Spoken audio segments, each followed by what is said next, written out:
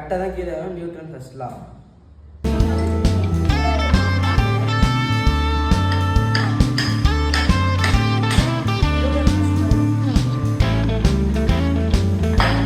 இப்படி நம்ம அடிக்கும் போது மரக்கட்டை மேலே வருது, இரும்பு இதே இடத்துல இருக்கனால இது டைட் ஆயிடுது.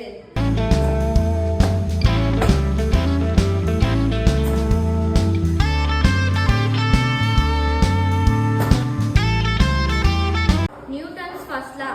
Every body continues to be in the state of rest or the state of uniform motion along a straight line unless it is acted upon by and some external force. எந்த ஒரு விஷயத்தையும் plan பண்ணாம பண்ணா இப்படித்தான். Plan பண்ணி பண்ணணும்.